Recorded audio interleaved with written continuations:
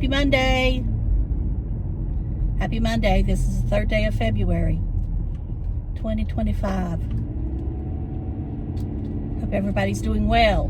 We done it. We did it. We done it. We did it. We done it. We did it. Chase won the race.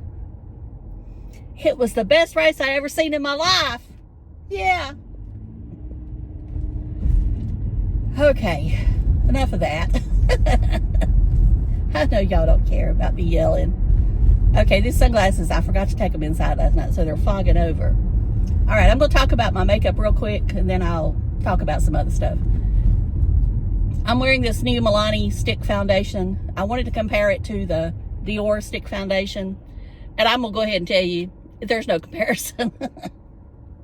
The Dior is so much better that it's, you know, I mean, for my skin and my face, I could take one swap on each cheek and I would get the same amount of coverage that I did with 5 or 6 swipes on each side with the Milani.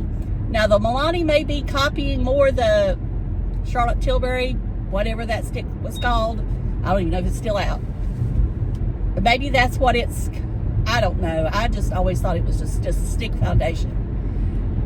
It's, I mean, I think it's, for the drugstore, it's, to me, it's just overpriced. I would buy $53 sticks of Dior any day over this. I think it was $15.99 at Walmart of this Milani. And I love Milani, but this just is not going to work for me. I mean, I should have known. Of course, you had to have them unlock the case to get it out. And, you know, you can't swatch it. You know, you've got to buy it. I think I'm taking it back, though.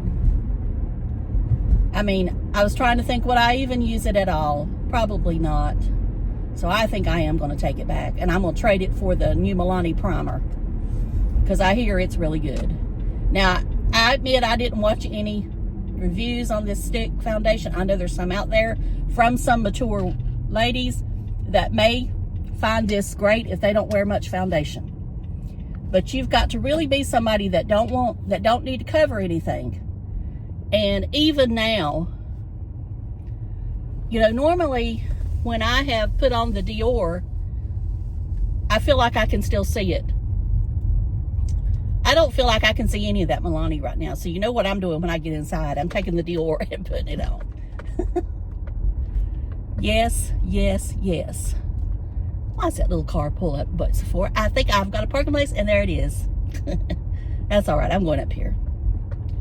I'm a little late, but it looks like there's a lot of people not working. So, you know, that's the way it is. They'll come in and work for a week or two, and then they quit.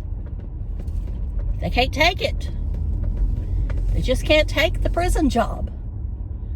But as I said before, they can leave. If they don't like it, they can leave. Nobody's stopping them.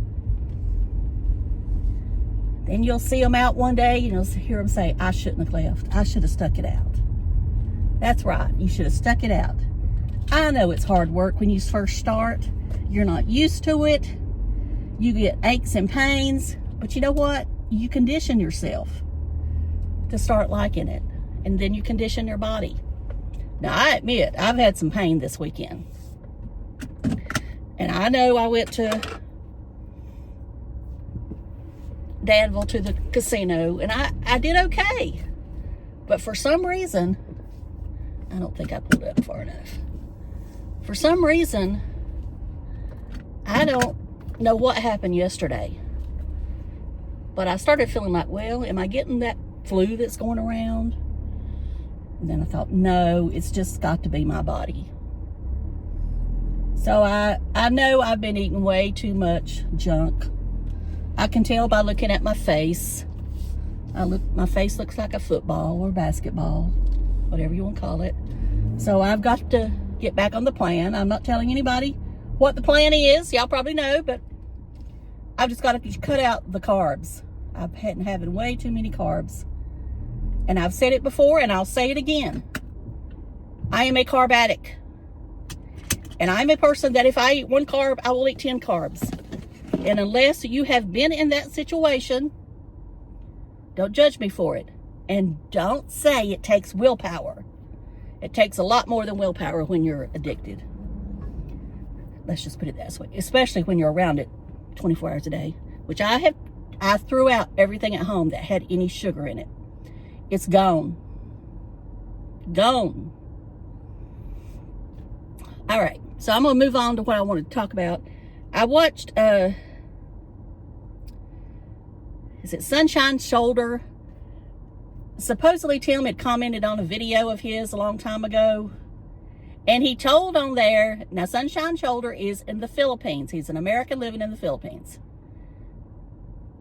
He said in that comment that,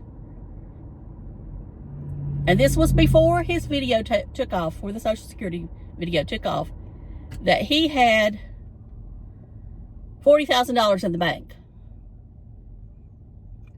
Now, Tim has said in a video, so before anybody comes for me, he said in a video before the Social Security video that he had some savings, but he never said the amount.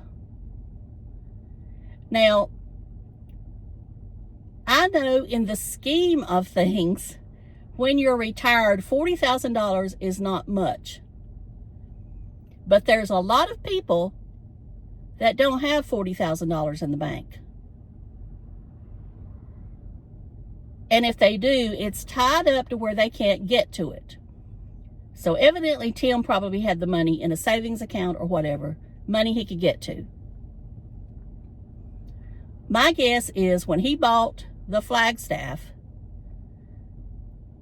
he took what money he had been making from the Social Security video. Chances are that when he went on that trip, that probably had been one of his largest checks. I'm just, like I say, I'm just assuming here. This is all speculation. And then, so he took that, and then what he had in the bank, he bought the Flagstaff. Since supposedly there was no lien on it.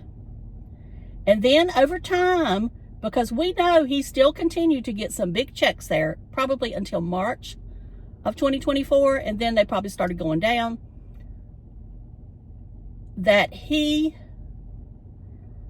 may have put that money in the bank, but kept begging for money. And don't say he didn't beg. He did beg. He makes no bones about it sometimes. He begs. All right, that's all I'm going to say about that. And I'm going to go to work, y'all.